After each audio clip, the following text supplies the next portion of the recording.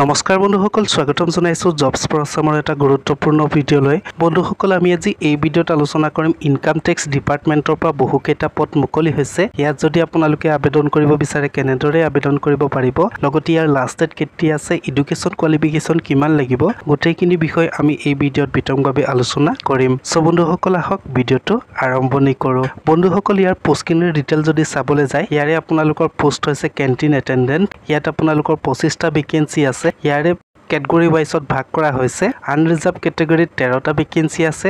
OBC কেটেগৰীত আপোনালোকৰ 6টা vacancy আছে। EWSত 2টা ভেকেঞ্চি আছে। SC কেটেগৰীত 3টা ভেকেঞ্চি আছে। ST কেটেগৰীত আপোনালোকৰ 1টা ভেকেঞ্চি আছে। ইনকাম টেক্স ডিপাৰ্টমেণ্টৰ এই পোষ্টখিনিত যদি আপোনালোকে আবেদন কৰিব বিচাৰে, ইয়াৰে প্ৰতি মাহৰ দৰমহা হ'ব 18,000 টকাৰ পৰা 56,900 টকা পৰ্যন্তলৈকে আপোনালোকৰ ইয়াত প্ৰতি মাহৰ দৰমহা হ'ব। লগতে ইয়াত আবেদন কৰিবলৈ হ'লে আপোনালোকে ইণ্ডিয়ান চিটিজেনশ্বিপ হ'ব লাগিব। যদি আপোনালোকে ভাৰতীয় নাগৰিক হয় তেতিয়াহে ইয়াত আবেদন জনাব পাৰিব। লগতে ইয়াৰ এডুকেশ্যন কোৱালিফিকেশ্যন যদি চাবলৈ যায়, আপোনালোকে মেট্ৰিক পাছ কৰিব লাগিব।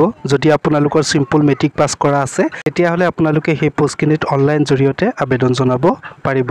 বন্ধুসকল, ইয়াৰ যদি এজ লিমিট যদি চাবলৈ যায়, আপোনালোকৰ 18 বছৰ বয়সৰ পৰা 25 বছৰ বয়সৰ ভিতৰত যদি আপোনালোকৰ বয়স হয় আবেদন জনাব পাৰিব। লগতে ইয়াত আপোনালোকৰ যদি 25 বছৰতকৈ যদি ওপৰত হয় তেতিয়াহ'লে আপোনালোকৰ SC STৰ কাৰণে 5 বছৰ ইলিজিবল দিয়া আছে। OBCৰ কাৰণে 3 বছৰ, PWDৰ কাৰণে 10 বছৰ, এক্স ছাৰ্ভিচমেনৰ কাৰণে 3 বছৰ ইলিজিবল দিয়া হৈছে। লগতে বন্ধুসকল, ইয়াত আবেদন কৰিবলৈ হ'লে আপোনালোকৰ অনলাইন ষ্টাৰ্ট হৈছে 8 ছেপ্টেম্বৰ 2024 পৰা আপোনালোকে অনলাইন জৰিয়তে আবেদন জনাব পাৰিব। লগতে ইয়াৰ লাষ্ট ডেট আছে 22 ছেপ্টেম্বৰ 2024 তাৰিখৰ পৰ্যন্তলৈকে অনলাইন জৰিয়তে আবেদন জনাব পাৰিব। লগতে বন্ধুসকল, যদি আপোনালোকে ইয়াত শ্বৰ্ট লিষ্টেড হয়, যদি আপোনালোকৰ অনলাইন এপ্লাই কৰাৰ পাছত আপোনালোকৰ যদি চিলেকশ্যন হয়, ইয়াৰে আপোনালোকৰ চিলেকশ্যন লিষ্ট দিব। 1 অক্টোবৰ 2024 তাৰিখৰ পৰা আপোনালোকে লিষ্টখন চাব পাৰিব। লগতে ইয়াত আপোনালোকৰ এডমিট কাৰ্ডখন ডাউনলোড কৰিব পাৰিব 1 অক্টোবৰ 2024 তাৰিখৰ পৰা 5 অক্টোবৰ 2024 তাৰিখৰ পৰ্যন্তলৈকে ডাউনলোড কৰিব পাৰিব।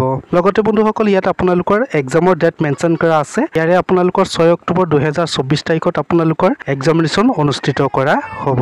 ইনকাম টেক্সৰ সেই পোষ্টখিনিত যদি আপোনালোকে আবেদন কৰিব বিচাৰে, ইয়াৰে আপোনালোকৰ কোনো ধৰণৰ এপ্লিকেশ্যনৰ মাচুল পৰিশোধ কৰিব নালাগে। ইয়াত আপোনালোকে টোটেলি ফ্ৰীকে আবেদন জনাব পাৰিব।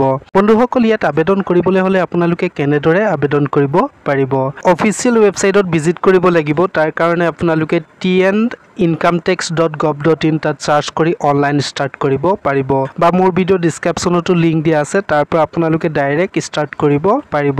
ইয়াৰে বন্ধুসকল, আবেদন কৰিবলৈ হ'লে আপোনালোকৰ ডকুমেণ্টখিনি থাকিব লাগিব। ইয়াৰে 1 নম্বৰ আপোনালোকৰ মেট্ৰিকুলেশ্যনৰ চাৰ্টিফিকেটখন থাকিব লাগিব। 2 নম্বৰ কমিউনিটি বা কাষ্ট চাৰ্টিফিকেটখন থাকিব লাগিব। EWS OBC SC ST কেণ্ডিডেটৰ যদি হয় কাষ্ট চাৰ্টিফিকেটখন থাকিব লাগিব। লগতে এজ ৰিলিজিবল হয়, যদি আপোনালোকৰ 25 বছৰতকৈ এবভ হয় তেতিয়াহ'লে আপোনালোকৰ এক্স ছাৰ্ভিচমেন চাৰ্টিফিকেট থাকিব লাগিব। PWD চাৰ্টিফিকেটখনো থাকিব লাগিব। লগতে ইয়াত পাছপৰ্ট চাইজৰ ফটো একপি লাগিব। ইয়াৰ তলতে আপোনালোকৰ ফুল নাম এণ্ড ডেট অফ ফটোগ্ৰাফ, কেতিয়া আপোনালোকৰ ফটোকপি কেপচাৰ কৰা হৈছে। লগতে আপোনালোকৰ ফটোকপি 3 মান্থছৰ ভিতৰত কেপচাৰ কৰা হ'ব লাগিব, তেতিয়াহে আপোনালোকৰ ইয়াত ফটোকপি একচেপ্ট কৰা হ'ব। লগতে বন্ধুসকল, অফিচিয়েল নটিফিকেশ্যনখন যদি চাব বিচাৰে, মোৰ ভিডিঅ' ডিছক্ৰিপশ্যনতে লিংক দিয়া আছে, তাত গৈ আপোনালোকে অফিচিয়েল নটিফিকেশ্যনখন চাব পাৰিব। তো বন্ধুসকল, আজিৰ ভিডিঅ'টি ইমানখিনিয়ে মই আপোনালোকক ইনফৰমেশ্যনখিনি দিলোঁ। যদি ভিডিঅ'টো চাই ভাল লাগিলে প্লিজ লাইক কৰি দিয়ক, শ্বেয়াৰ কৰি দিয়ক। লগতে বন্ধুসকল, কমেণ্ট কৰি জনাব ইনফৰমেশ্যনটো পাই কেনেকুৱা পালে। ধন্যবাদ।